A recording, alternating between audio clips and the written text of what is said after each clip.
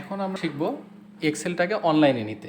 Excel শিটটা আমরা online করব, অর্থাৎ আমরা যে কোনো জায়গা থেকে যেন এক্সেল স্প্রেডশিটটাকে কী করতে পারি, অ্যাক্সেস করতে পারি।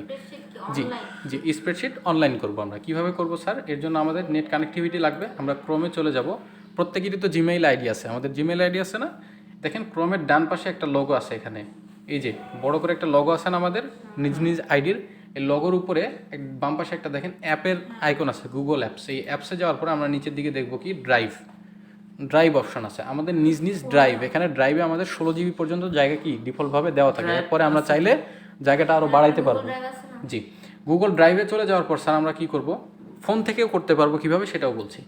তো আমরা এখানে চলে যাওয়ার পর দেখেন আমাদের এখানে একটা নিউ অপশন আছে, নিউ বা প্লাস অপশন আছে। তাহলে এই প্লাস অপশনে আমরা ক্লিক করার পরে আমার এখানে দেখা যাবে বেশ কয়েকটা option, file upload, folder upload এবং কি ডকুমেন্ট, স্প্রেডশিট, গুগল স্লাইড এবং গুগল ফর্ম।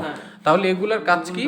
এগুলোর কাজ হলো এই যে গুগল ডকটা আছে, এটা হচ্ছে এমএস ওয়ার্ড, এটাকে আমরা কি করব, গুগলে নিব। আরেকটা হচ্ছে এমএস এক্সেল, যেটাকে আমরা শিটে নিব। এমএস পাওয়ার পয়েন্ট, যেটাকে আমরা কি গুগল স্লাইডে নিব স্যার। তাহলে এটার সুবিধা কি?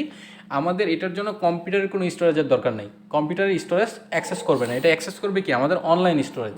এবং এটাকে আমরা চাইলে পৃথিবীর যে কোনো প্রান্ত থেকে কী করতে পারবো, অপারেট করতে পারবো, ডাটা এন্ট্রি করতে পারবো এবং এটাকে নিতে পারবো।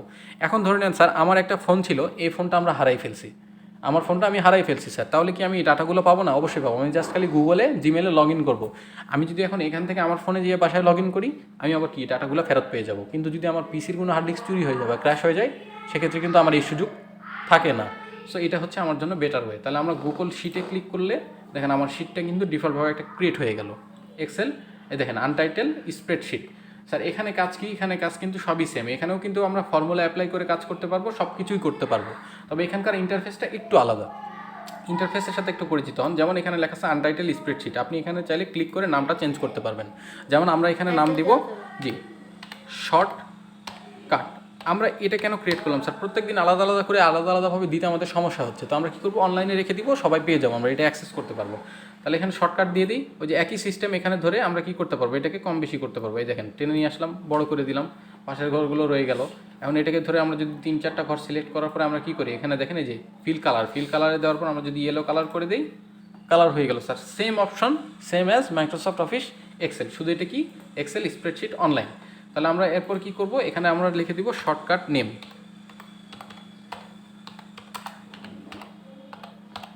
এর পাশে আমরা লিখে দিব হচ্ছে শর্টকাট কি, তাই না? এই দুটাকে আমরা এখন কী করি, সিলেক্ট করে নিই। সিলেক্ট করার পর কী করে দিই, বোল্ড করে দিই, লেখাগুলোর কালার করে দিই রেড। দেখেন আমাদের লেখাটা দেখতেও সুন্দর লাগতেছে, আবার কি হয়েছে, সিলেকশন হয়েছে। তারপরে এগুলোকে আমরা চাইলে কী করতে পারবো, লেখার সাইজ, ফন্টের নেম, এভরিথিং আমরা এখান থেকে চেঞ্জ করতে পারবো। এই যে ফন্ট নেম, ফন্ট সাইজ সব কিছু দেওয়া আছে, দেখেন। এরপরে আমরা এখানে কী করে দিলাম, শর্টকাট নেম আমরা কী বলেছিলাম, ডাউনলোডের শর্টকাট। সাপোজ আমরা ডাউনলোডের শর্টকাট জানি না, ডাউনলোডের shortcut key, control plus J.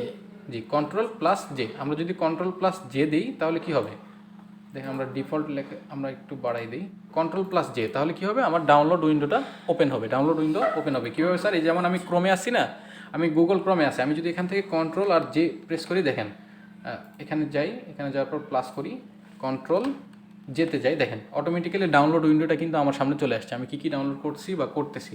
আবার যদি কন্ট্রোল জে প্রেস করি চলে আসবে।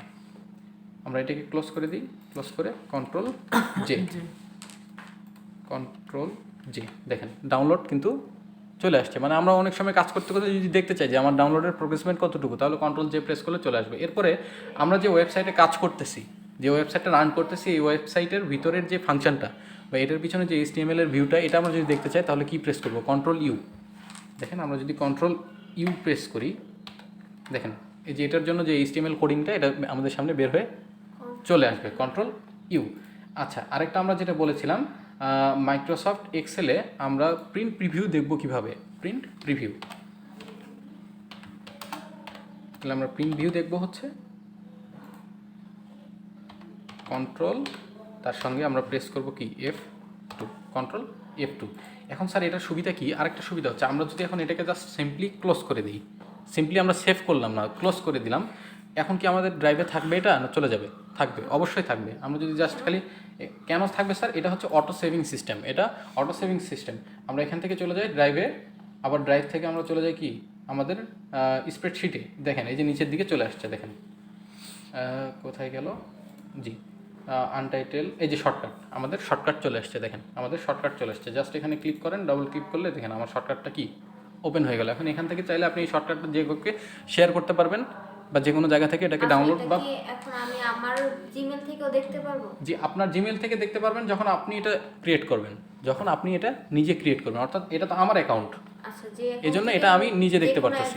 জি, অন্য কোনো ফোন থেকে তখন আমি অন্য ফোন থেকেও দেখতে পারবো, যে কোনো 10, 12টা, 14টা যে কয়টা ডিভাইস থেকে আপনি লগ ইন করবেন সেই কয়টা ডিভাইস থেকে আপনি যে ইমেলের মধ্যে আমরা করছি ওই ইমেলটা, জি ওই ইমেলটাতে আমাকে অ্যাক্সেস করতে, যেমন আমার এখানে office.sbmodel@gmail.com দেওয়া আছে লাস্টে, এটা থেকে আমি এটা অ্যাক্সেস করতেছি। কিন্তু আমি যদি এটা আবার আপনাকে লিঙ্কটা শেয়ার করি, এই যে উপরে লিঙ্কটা আছে এটা যদি শেয়ার করি, তাহলে আপনি আবার এটাকে সবসময় দেখতে পারবেন ওই লিঙ্কে ক্লিক করার মাধ্যমে। That's it.